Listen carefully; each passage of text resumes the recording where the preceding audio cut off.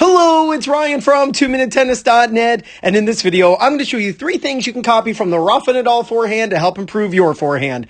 Now, this video is courtesy of Liam Appilato over at Court Level Tennis. Make sure you subscribe to his awesome channel. I've put his link in the description below. Nadal's forehand is absolutely massive. First, I want you to notice the way he takes his racket back. Let me wait for a good ball here. I think this one right here. This is perfect. As soon as he notices that this ball comes off of his hitting partner's racket, look what his racket does. Immediately gets that racket back, gets his shoulders to the side. His body is facing off to the side, hips facing off to the side. He has coiled and he is ready to unleash this thing. As soon as you see this ball coming to you, when the ball comes to your forehand, get your body sideways and prepare the racket. This doesn't mean yank your arm back. It means rotate the body.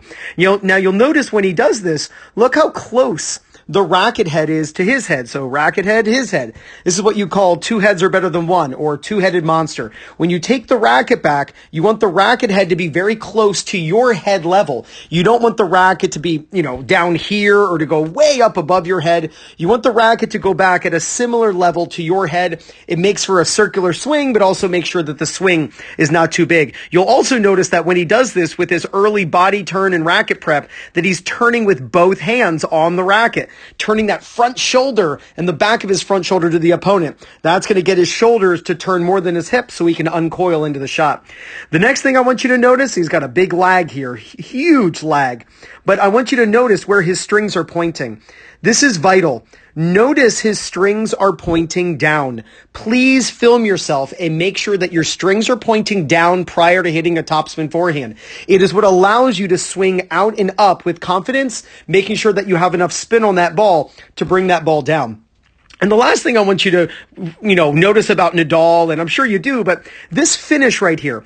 Now, first off, he doesn't go straight up over his left shoulder. His racket comes over to the right, and then it crosses in over his head. So watch, it's almost like he's knocking off a party hat, right? So you could hit a forehand and then knock off a party hat. I think I just invented an idea that you're going to see in a couple seconds here. But watch, he's going to bring the racket up over his opposite shoulder, but his hitting hand is going up so much to impart so much spin that he actually brings the racket up above his head, knocking off a party hat. And he does this a large percentage of the time where he finishes up above his head. Now, to help me demonstrate these forehand tips, I've got the Topspin Pro here. You know what to do. Use my affiliate link in the description below. I'll even pin it in the first comment. It would mean the world to me if you got a Topspin Pro for at-home practice using my affiliate link. So thank you so much. All right, 3 simple things: the turn, the drop, and the finish. All right, first the turn. The moment you see the ball come off your opponent's racket, facing forward now has no benefit. When you see the ball coming to you and your body's still facing forward, that's not good. There's no need for your body to face forward if you know where the ball is going. The ready position is where we don't know where the ball's going. The moment we see it come to our forehand, we've got to get our body to the side.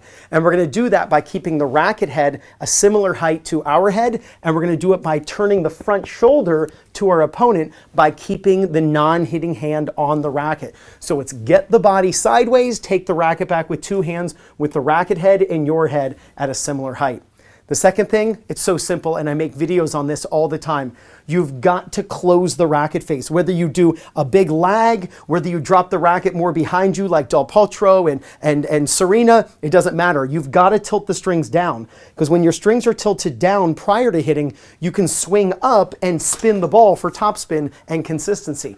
You see so many recreational players, their racket is straight up and down in the back. Even if they take the racket back like this, they'll drop it as if their racket is a knife and they're going through like a stick of butter. That's not what you want. You don't want the racket falling like this, because then you're forced to hit flat into the back of the ball. If you drop with your racket on edge and then swing up to hit, that's when the ball goes flying and the ball goes way out. See a lot of beginners make that mistake. And even advanced, advanced recreational players, experienced recreational players. So tilt the strings down, keep your strings down. That's what's going to allow your strings to then face forward, or even a few degrees closed as you hit the ball. And as long as you're swinging up and you're dragging that ball up over the net to get the spin you need, you're going to get the control you want. Now that upward swing, and you see it with Nadal, that upward swing can turn into that buggy whip type of swing. So I've got the birthday hat here. This isn't just for serves, but you can also think of it as how Nadal hits his forehand, half the time, a little more than half the time when he's finishing up above his head.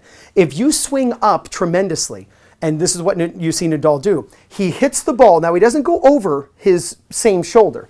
He hits and the racket goes over here, and then he goes this way and he hits the birthday hat off his head. So he goes like this. So you can actually practice this with a birthday hat and knock the birthday hat off from the side. So practice turning, taking the racket back right away. As soon as you split step turn, the racket's got to go back right away.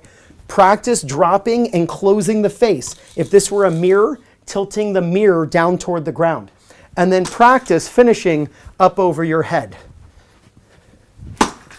So this is going to be my Rafael Nadal swing. You'll see that I'm not catching the racket. And that's okay. If you're going to finish this high, catching the racket really isn't something that you got to worry about. As long as your non-hitting hand is higher than the contact. As long as your non-hitting hand is up higher than the contact and you finish up above your head, you're in fine shape. Do I look like Rafa Nadal? I didn't think so.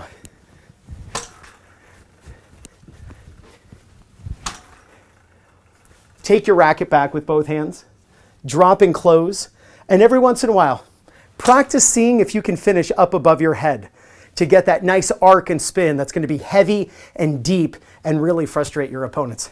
And grab a Topspin Pro using my affiliate link. My link is in the description below. This thing is absolutely changing players' lives on court. And if you get a Topspin Pro and you work on these tips, there is no doubt you're going to gain confidence, win more matches, and play much better tennis.